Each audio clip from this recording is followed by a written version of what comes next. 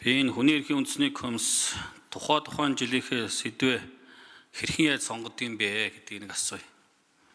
Та бүхэн өөрсдөө дотроо ярилцж байгаад сонгочдөг юм уу? Эсвэл одоо нийгмийн захиалга гэдэг юм уу? Судалгаа явны үндсэн дээр гэдэг юм уу? Ингэ сонгодог юм уу? Тэгээ энэ жилийн сонгосон 6 сэдв бол бас үнэхээр л энэ цаг үед яахаа аргагүй бас хүний эрхийн зөрчил анхаарал хандуулах ёстой асуудлууд мөн үү гэвэл мөн байна. За нөгөө талаар юу асууж байна гэхээр улсын хурлын өөрийнх нь баталсан хүний эрхийн зөрчилтэй хуулиуд баталсан хуулийн хүрээнд албан үүргээ үүсгэж байгаа төрийн албан агч нар буруутгах ингэснээрээ одоо бас ял зэм авах асуудлууд байсаар байна. Тийм учраас хүний эрхийн үндэсний комисс зүгээр дараагийн 25 дахь илтгэлд нь захиалга өгж болох уу юу сэдвт нь. Энэ улсын хурл засгийн газраас баталсан хууль дүрм журмуудын хүрээнд хүний эрхийн зөрчилтэй хууль тогтоомжууд ямар байна вэ гэдгийг хүний эрхийн үндэсний комиссоос нэг гаргаж өгч болох уу юу? Яагаад тэгэхээр улсын хурлын баталсан хуулиудаас баталсан хуулийн хүрээнд ажиллаж албан үүрэг гүйцэтгэж яваад төрийн албан агч нар буруутгах асуудал бас байна. Тодорхой кейс хэлье. 2008 оны 7 сарын 1 тухайн үеийн цагдаа хууль хүчний байгууллагын удирдлагууд амар болд, гам болд гэдэг дарганаар албан үүрэг гүйцэтгснийхээ төлөө ялтан болоод ял аваад шоронд орж исэн асуудлууд бий. Төрийн захиргааны албан агч нар буруутгах асуудал үүсэж байна.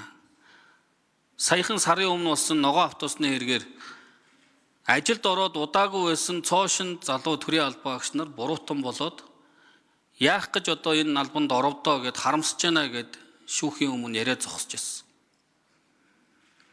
Ахаад нэг кейс хамгийн сүүлийн жишээ. Төрийн үйлчилгээний албан агч нар Батчулуун эмч хүний амь насны төлөө ажил албан үүргээ гүйцэтгснийхээ төлөө өнөөдөр ялтан болоод ингээд зогсож байна.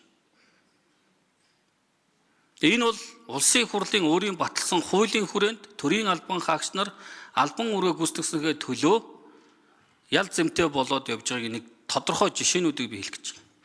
Тэгэхээр энэ асуудлуудаар улсын хурл онцгой анхаарал хандуулж энэ парламент дээр одоо хэд хэдэн эрүүл мэндийн салбарт эмч хийжсэн улсууд гишүүд сонгогдсон. Жишээлбэл энэ Батчулуун эмчийн асуудал дээр онцгой анхаарал хандуулж энэ хууль юмдаа өөрчлөлт оруулах болдгоо мó их хурлын дарга. Үүрэг чиглүүлж болохгүй юу? Энэ өөрөө нэг эмчийн асуудлаас илүүтэйгээр эрүүл мэндийн салбарт ажиллаж байгаа энэ олон эмч нарын сэтгэл зүйд асар том цохилт болж байгаа юм бил. Албан үүргээ гүйцэтгснээр төрөө хэн маань буруутан болох эрсдэлтэй юм байна гэд ингээд ямар ч ажлын урам зориггүй, ямар ч одоо сэтэл санаагүй ийм л болж хувирж байгаа юм бил. Тийм учраас хүний эрхийн үндэсний комисс бол цаашдаа энэ улсын хурлд эх жилийн одоо тайлан илтгэлдээ өнөөдөр хүчин төгөлдөр мөрдөгж байгаа энэ 700-800 гаруй хуулиудад хүний эрхийн зөрчлийн асуудал юу байна вэ? Энэнд нэг дүгнэлт өгж энийг цаашдаа нэг засаж залруулах асуудлыг сүүлийн үед улсын хурл парламент хүний эрхийн асуудлыг маш их ноцтой анхаарал хандуулж ярьдаг болсон. Энэ үднээсээ энэнд үнэлгээ дүгнэлт өгөх цаг болсон юм биш үү? Энэ дээр хүний эрхийн комисс ажиллаж өгөөч. Нэгт, хоёрт цаашдаа улсын хурл шинээр орж ирж байгаа хууль тогтоомжууд дээр засгийн газрын яамдуудаас санал авахаас илүүтэйгээр бас хүний эрхийн үндэсний комиссоос тухайн орж ирж байгаа хууль дээр хүний эрхийн зөрчлийн асуудал байгаа хэсгээр бас санал авдаг байх. За сандаг очрогчонд нэмж минут өгье. Энэ орж ирж байгаа хуулиудаар хүний эрхийн үндэсний комиссоос баталсан хуулийн араас нь зөрчил байна гэж ярих биш, өөрчлөн орж ирж байгаа хуулиудаар хүний эрхийн үндэсний комиссоос хүний эрхийн зөрчил байгаа эсхийг талаар дүгнэлт гаргаж саналыг авдаг байх. Энэ одоо асуудал руу анхаарал хандуулвал үнэхээр энэ парламент бас хүний эрхтэр онцгой анхаарал хандуулдаг болсон юм байна гэдэг нэг ахиц дэвшил гарах болов уу гэж бодож байна. Энэ дээр бас цаашдаа парламент анхаарч игэл бас их сайн байна. Энэ дээр одоо бас их хурлын дарга бас одоо бас саналаа хэлээж манай хүний эрхийн үндэсний комиссийн бас саналаа хэлээч гэж ингэж бодож байна. За сандаг очрогч маш чухал сэдвийг хөндөж байгаа. Монгол улсад батлагдсан хүчин төгөлдөр мөрдөгдөж байгаа хуулиудад хүний эрхийн зөрчил үүсгэх заалтууд ер нь хэд хичнээн байна вэ гэдэг талаар 2021 оноос хойш хийсэн судалгаан дээр тодорхой гараад ирсэн. Өдөр тутамд нийгмийн харилцааг зохицуулж байгаа өргөн цар хүрээтэй 350 орчим хуулийн 800 гаруй заалт нь хүний эрхийн зөрчил үүсгэж байна гэдэг нэгтгэх дүгнэлт гарч байна. Хоёр дахь том дүгнэлт нь шин тутамд бий болж байгаа нийгмийн харилцааг хуулиуд нь зохицуулж чадахгүй байгаа байдал нь ахаад хүний эрхийн зөрчил үүсгэж байна. Хүний эрхийг хязгаарлаж байна гэдэг хоёр дахь дүгнэлт гарч ирсэн. Тэгээ үүнтэй холбогдуулаад өнгөрсөн жилээс эхлээд улсын их хурал дээр улсын их хурлын 3 төгөлдрөшлийн бодлого буюу хүн төвтэй хууль эрх зүйн орчныг бий болгох бодлого бол улсын их хурлын түвшинд хэлцэгдэж батлагдаад одоо ажил хэрэг болоод явж байна. За үүний хүрээнд улсын их хурлын даргын захирамжаар 60 гаруй ажлын хэсэг байгуулагдаад улсын их хурлын гишүүд өөрсдийн мэрэгжил чиглэлийн дагуу хуулиудыг ажлын хэсэг ахлаад ажиллаад эхэлсэн. За хамгийн түрүүнд хууль зүйн байнгын орон дарга Дамтны Цогтбаатар нарын өргөн мэдүүлсэн байгаа одоо улсын хурал дээр хэлцэгдэж байгаа хууль байна. Энэ хууль бол Монгол улсын хууль тогтоомжийн тухай хууль. Цаашид улсын хурлаар хэлцэгдэж батлагддаг хуулиуд нь өөрөө үзэл баримтлалын хувьд хүний эрхийг хязгаарласан, хүний эрхийг зөрчсөн зүйл заалт үзэл баримтлалгүй байхыг анхаарч ажиллах зорилготойгоор энэ хууль тогтоомжийн хууль хэлцэгдэж байж байгаа. Энэ өргөн барьсан хуулийн төсөл дотор хүний эрхийн комиссийн үүрэг оролцоог анх удаага маш тодорхой зааж орж ирж байна. Яг таны саяны хэлсэн хуулийн төслийг өргөн мэдүүлэхдээ процесс дундаа хүний эрхийн комиссаас уг төсөл нь хүний эрхийн зөрчилтэй байна уу, үгүй юу гэдэг дээр дүгнэлт гаргах эрхийг Монгол улс анх удаа нээх гэж байна.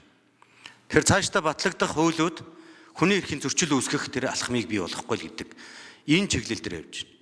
Хоёр дахь маш чухал зүйл бол өнөөдөр мөрдөгдөж байгаа хуулиудын үзэл баримтлал нь хуучин нийгмийн арга барилтай, үзэл баримтлалтай байна гэдэг дүгнэлтүүдийг эрдэмтэд судлаачид бас гаргаад байна. Нэгсэндээ хууль бол хүнийхээ эрхийг хамгаалах чиглэл дээр үндсэн зорилго нь байх ёстой маа. Тэгэхгүй бол өнөөдөр байгаа хуулиуд нь дийлэнх нь төрийн ажлыг явуулах, албан байгууллагуудын процессын үйл ажиллагааг зохицуулахад зориулагдаад байна гэж. Тэгэхээр тэдгээр хуулиуд үзэл баримтлалын хүрээнд хүний эрхийг хамгаалах чиглэлээр очиж өөрчлөлт орох шаардлага байна л гэдэг асуудал.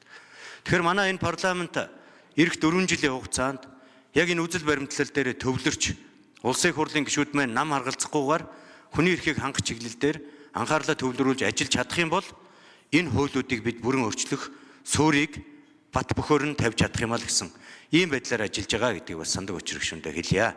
За нэмээд хүний эрхийн комиссийн дарга Сүнжит доктор хариулт өгнө. Сандаг учир гишүүний асуултанд хариулъя 3 зүйл. Нэгдүгээрт ямар байдлаар сэдвээ сонгодог вэ? Хүний эрхийн үндэсний комиссийн стратегийг 2020 онд баталсан. Энэ стратегийг тулгуурлаж сонгодог. Тэгээ хоёрт нь энэ стратегид ямар эрхүүдийг авч үзсэн бэ гэвэл өнгөрсөн хугацаанд бид нэр төдийлөн авч үзээгүй орхигдсон бүлгүүд байгаа. Тэдний эрхийг бид нар судалж дүгнэе гэдэг нэг өнөө цаг үед чухал ач холбогдолтой асуудлууд байна. Тэднийг дүгнэе. Гурав дахь нь шин тутам үүсэж байгаа эрхийн асуудлыг бид нар авъя гэдэг ийм 3 чиглэл стратегийн хүрээнд бид нар сэдвийг сонгож авдаг. Хоёр дахь асуултын хүрээнд энэ одоо 25 оны ихтгэл бид нар ялангуяа энэ шийтгэл оногдуулж байгаа байдал үр дүнтэй холбоотойгоор хууль хоорондын зөрчлийг давхардал хийдэл зөрчлийг судалж болох уу гэвэл болно. Тэгээ энэ маш чухал санаа бол аман сахлан дараагаас хэлээд байна. Бид нэр заримдаа асуудлыг зохицуулахын төлөө яваад үндсэн зорилгоо яг ямар үр дүнд хүрэх гэж байгаасаа хазаагаад байгаа юм олон асуудлууд гарч ирдэг. Нэг яаралтай гормоор баталсан хуулиуд маш их зөрчилддөг. Хоёрдугаарт бид нэр хууль тогтоохдоо олон зорилттой бүлгийн эрх ашгийг тэнцвэржүүлэх, нэгэнд нь сөрөг үр дагавар үүсэж байгаа бол нөгөөд нь эрэг үр дагавар үүсгэж болцшгүй гэдгийг нь гээдэг. Дараагийн асуудал нь төсөв, нөөц механизм хүрэлцээтэй мүү үгүй юу гэдгийг бид нар хангалттай бодоогүйгээс дараа нь хэрэгжилтэн дээр олон асуудал тулгардаг нэг ийм жишээ бол заримдаа тогтцоод байгаа харагддаг. Тиймээс бид нар үүнийг даван туулахын тулд эцсийн эцэст үр дүнтэйгээр тэр салбарын харилцааг зохицуулж байгаа юу? Хүний эрхийг бид нар яг бодтойгоор хангах ийм боломжийг нь бүрдүүлж байгаа юу? Үр дагавар нь бодсончлон гарах уугуудыг урьдчилан таамагласны үндсэн дээр хууль тогтоомжийг судалгаа, дүн шинжилгээ, үр дагаврын үнэлгээнд тулгуурлан цаашдаа боловсруулж байгаа зүйтэй гэдэг таны саналыг бүрэн дэмжиж байгаагаа илэрхийлье. За утганы саран чулуун гишүүн асуулт асууж үг хэлье.